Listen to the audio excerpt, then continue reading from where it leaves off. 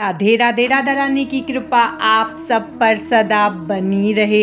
अक्षय तृतीया की आप सभी को हार्दिक शुभकामनाएं। इस बार अक्षय तृतीया का पर्व 30 अप्रैल को मनाया जाएगा। वैशाख शुक्ल पक्ष की तृतीया को अक्षय तृतीया मनाई जाती है। इस दिन किया हुआ तप दान अक्षय फलदायक होता है, इसीलिए इसे अक्षय तृतीया आखा तीज कहते हैं। तो चलिए हम अपनी वीडियो को शुरू करते हैं। अक्षय तृतीया की पूजा आप कभी भी कर सकते हैं, क्योंकि अक्षय तृतीया के दिन अबूझ मुहूर्त होता है, बहुत ही शुभदायक होता है। तो अक्षय तृतीया की आपको जहां पर पूजा करनी है, पहले आप उस स्थान को अच्छे से साफ कर ले और गंगा जल छिड़क कर उसे शुद्ध कर ले। उसके बाद उस स्थान को या तो गैरू से या हल्दी से लीप ले। उसके बाद उस जगह पर चौक पूर ले। उसके बाद जहां आपने चौक पूरा है उस पर एक चौकी रखे, चौकी पर लाल पीला कपड़ा बिछा ले। उसके बाद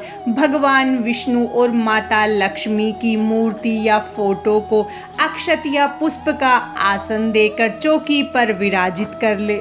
आपने मिट्टी का छोटा या बड़ा जो भी घड़ा लिया है, पहले उसके कंठ पर कलावा बांधे और उस पर हल्दी या चंदन से स्वास्तिक बना ले। जो मिट्टी का घड़ा लिया है उसे शुद्ध जल से भरेंगे और उसके अंदर चने की दाल डाल देंगे। हमने दान के लिए जो अनाज लिया है उसे थोड़ा सा चौकी पर डालेंगे और उसके बाद कोई भी पात्र लेंगे, उसमें थोड़ा सा अनाज रखे और घड़े को उस पर रखे ताकि हमारा घड़ा स्थिर रहे, हिले डुले ना। उसके बाद कोई भी ऋतु फल लेकर उसे मटके पर रखे। उसके बाद हमने दान के लिए जो भी अनाज लिया है उसे मटके के पास रखे। आपको जो भी मीठा चीनी या गुड़ दान करना है उसे घड़े के पास रखे। घड़े के अंदर हम कोई भी मीठी चीज नहीं डालेंगे जो हमने ली है,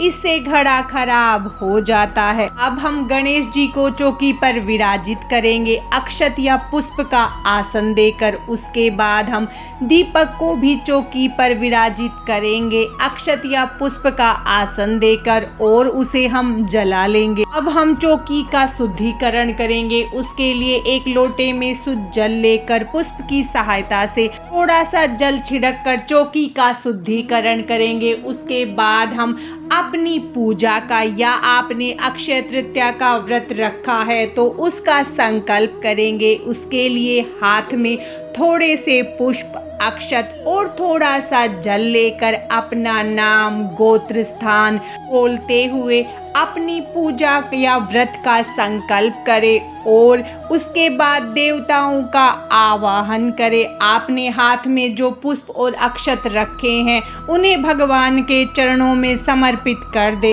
एक लोटे में शुद्ध जल लेकर पुष्प की सहायता से स्नान की भावना करवाते हुए चौकी पर विराजित सभी देवी देवताओं का हम स्नान करवा लेंगे।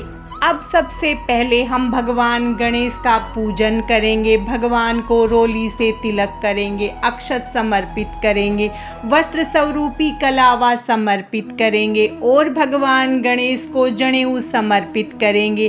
फिर हम भगवान को पुष्प समर्पित करेंगे। चंदन से भगवान श्री हरि विष्णु को तिलक करेंगे। उसके बाद माता लक्ष्मी को सिंदूर से तिलक करेंगे। फिर हम फोटो में विराजित सभी देवी देवताओं को तिलक करेंगे और हमने जो मटका रखा है उसे तिलक करेंगे। दीपक को भी हम तिलक कर लेंगे।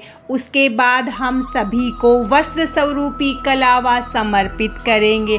फिर हम मटके को भी कलावा समर्पित करेंगे, दीपक को भी। उसके बाद हम सभी देवी देवताओं को पुष्प समर्पित कर देंगे। उसके बाद अक्षय तृतीया के दिन आपने सोना या चांदी का जो भी सामान खरीदा है उसे भी चौकी पर रखे और उसका भी पूरे विधि विधान के साथ पूजन करें। फिर हम दान के लिए चने की दाल लेंगे। चने की दाल का दान सोने के दान के बराबर माना जाता है, तो आप अपनी सामर्थ्य के अनुसार चने की दाल निकालें और उसे चौकी पर रखें। माता लक्ष्मी को हम 5 कमलगट्टे, 5 कौड़ी, 5 गोमती चक्र समर्पित करेंगे और इसे आप पूरे दिन और पूरी रात को माता लक्ष्मी के पास ही रखा रहने दे। उसके बाद हम दक्षिणा समर्पित करेंगे। दक्षिणा पूजा में रही किसी भी कमी को पूरा करती है। उसके बाद हम माता लक्ष्मी को श्रृंगार का सामान समर्पित करेंगे। फिर हम जो भी ऋतु फल आते हैं उनका भोग लगाएंगे। आप आम, खरबूजा, तरबूज, ककड़ी, खीरा, जो भी ऋतु फल इस समय मिलता हो उसका भोग लगाएं। उसके बाद हम माता रानी को मिठाई का भोग लगाएंगे। आप इस दिन खीर का भोग अवश्य लगाएं। माता लक्ष्मी को खीर का भोग लगाना बहुत ही ज़्यादा शुभ माना जाता है। अब हम सभी को धूप दिखा देंगे। एक लोटा शुद्ध जल ले और हाथ में थोड़े से चने की दाल लेकर अक्षय तृतीया की कथा पढ़ें या सुने। कथा पढ़ने के बाद आप हाथ के चने की दाल को लोटे में समर्पित कर दे। उसके बाद हम आरती करेंगे। आप या तो जो आपने चौकी पर दीपक जलाया है उससे आरती करें या अलग से दीपक लेकर या कपूर से आरती कर ले। अब हम कपूर से आरती करेंगे। पहले भगवान गणेश की, फिर माता लक्ष्मी की और भगवान विष्णु की पूरे श्रद्धा भाव के साथ आरती करेंगे। उसके बाद हाथ जोड़कर पूजा में हुई गलतियों के लिए क्षमा याचना करेंगे और माता से अपनी कृपा बनाए रखने की प्रार्थना करेंगे। चौकी का विसर्जन तो हम अगले दिन करेंगे, लेकिन दान के लिए जो भी सामान आपने निकाला है उसका दान अक्षय तृतीया के दिन ही करें। जो मिठाई का आपने भोग लगाया है उसे परिवार में प्रसाद रूप में सबको बांट दे। माता लक्ष्मी को श्रृंगार का सामान जो समर्पित किया है उसमें से कुछ आप अपने पास रखें और बाकी का दान कर दे। जो आपने कौड़ी, कमलगट्टा माता को समर्पित किया है उसे उठाकर लाल कपड़े में बांधकर अपनी तिजोरी में रख ले। और घड़े का भी हमें दान करना होता है। कोई दान लेने वाला मिलता है तो आप जल के सहित घड़े का दान करें। अब हमने जो चौकी पर पुष्प समर्पित किए हैं उनका आप भूमि या जल विसर्जन कर दे। चौकी को हटाकर वहां पर थोड़ा सा शुद्ध जल छिड़के और थोड़ी देर बाद वहां पर सफाई करें। आज की इस वीडियो में बस इतना ही। माता लक्ष्मी और भगवान श्री हरि विष्णु की कृपा आप सब पर सदा बनी रहे। राधे राधे।